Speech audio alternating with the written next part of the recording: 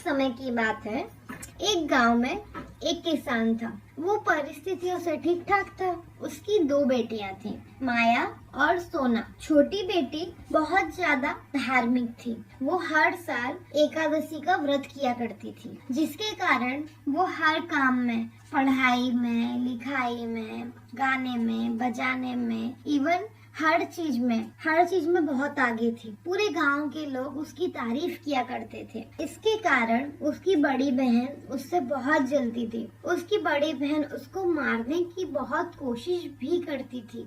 जब वो मिठाई खाती तो बड़ी बहन लड्डू में जहर मिला देती। जब वो नहाने जाती तो बड़ी बहन कपड़े में कीड़े छोड़ देती। कुछ न कुछ वो कोशिश करती थी, लेकिन एकादशी व्रत के प्रभाव से वो हमेशा बच जाती थी। एक बार बहुत टाइम बाद उनके घर माया के लिए एक ऑफिसर का रिश्ता आता है, लेकिन वो लड़का सोना को पसंद कर लेता है, जिसके कारण माया सोना से बहुत ज्यादा जलने लगती है। मैं अब इससे बदला लेके रहूंगी। जब तक ये जिंदा रहेगी मेरी जिंदगी में तो कुछ अच्छा होगा ही नहीं। मैं इसको मार दूंगी। बहन, तेरी मौत का राज क्या है? मतलब अगर आगे चल के कभी तेरी मृत्यु आएगी तो तुझे कैसे पता चलेगा कि तू मरने वाली है? दीदी, अपने खेत में एक तोता है। उस तोते के गले में एक हार है। अगर कोई इंसान उस हार को उतार दे तो मैं मर जाऊंगी। अब वो दिन पास में ही था जब साहिल और सोना की शादी थी। शादी के समय माया ने उस तोते को बहुत ढूंढा और फिर वो तोते मिल गया तो उसे बेहोश करके उसके गले से हार उतार दिया।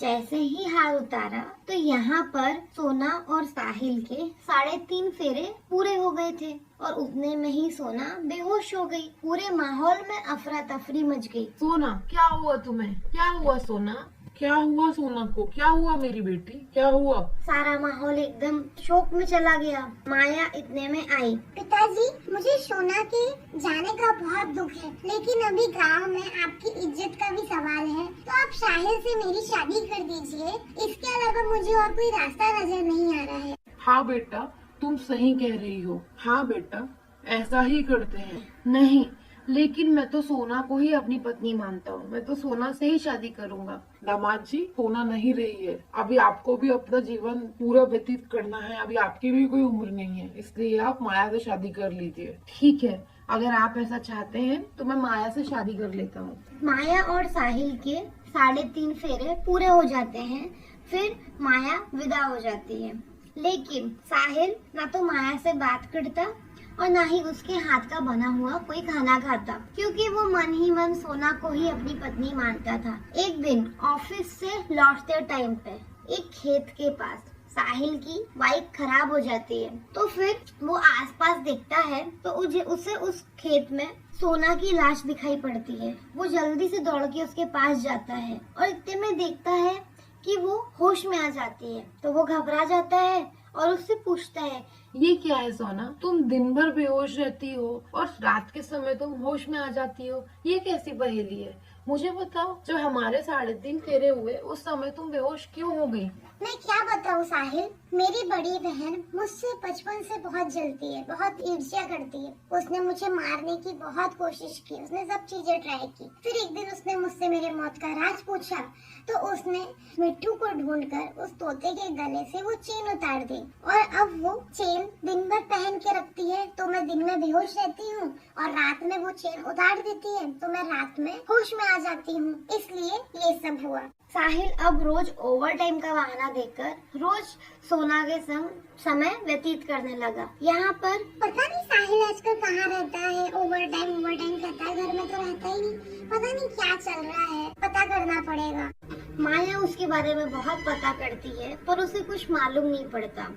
देखते देखते कुछ दिनों बाद सोना प्रेग्नेंट हो जाती है। मैं चाहती हूँ हमारा बच्चा रात के समय हो, क्योंकि रात में मैं होश में रहती हूँ। अगर दिन के समय हुआ तो परेशानी हो जाएगी। हाँ सोना, देखते हैं। अब ये तो ईश्वर के हाथ में है, हमारे हाथ में नहीं है क्या होगा, पर जो होगा बस वो अच्छे से हो जाए। एक दिन साहिल किसी काम से बाहर गया होता है, तभी सोना को दर्द उठ जाता है। फिर एकादशी माता के आशीर्वाद से उसको अच्छे से पुत्र रत्न की प्राप्ति होती है और एकादशी माता स्वयं आकर उसको पुत्र रत्न की प्राप्ति करवाती हैं। साहिल वहाँ तभी आ जाता है और उसे भी सोना के व्रत के प्रभाव से एकादशी माता के दर्शन हो जाते हैं।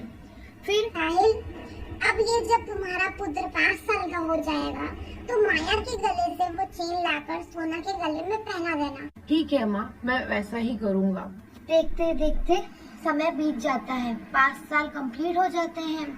साहिल एक दिन मार्केट जा रहा होता है। बेटा, मैं कुछ सामान लेने बाहर जा रहा हूँ, तुम यहीं अपनी मम्मी का ध्यान रखना। ठीक है पिताजी। फिर माया उसको बाहर आते देख लेती है और उसके पीछे वो बच्चा देख लेती है, तो वो बच्चे को किडनैप करा के अपने घर ले आती है और वहाँ उसके 2 टुकड़े कर देती है। एक टुकड़ा वो उसके कबर्ड में छुपाती है और एक टुकड़ा वो उसके पलंग के नीचे छुपाती है।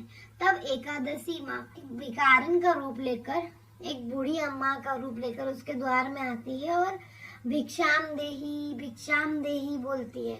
इतने में उसकी सास आती है तो वो बोलती है कि नहीं, मैं तो आपके यहाँ बहू के हाथ से ही भिक्षा लूंगी। इतने में माया बाहर आती है।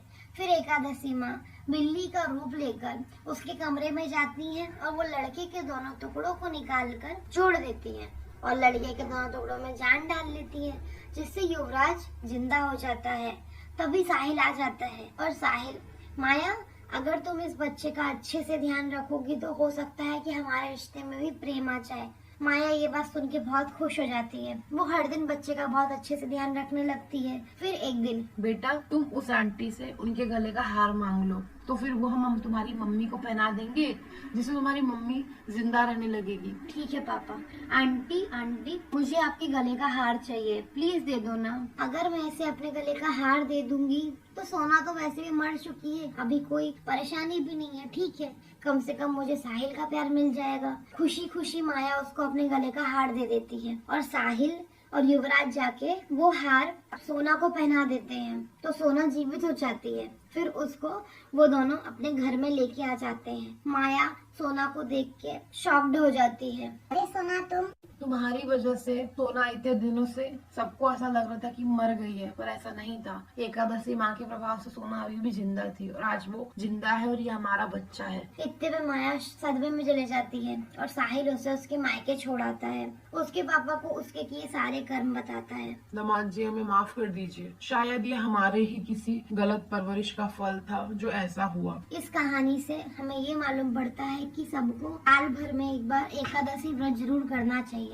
एकादशी व्रत का प्रभाव जरूर सबको अपने जीवन में अच्छा ही मिलता है।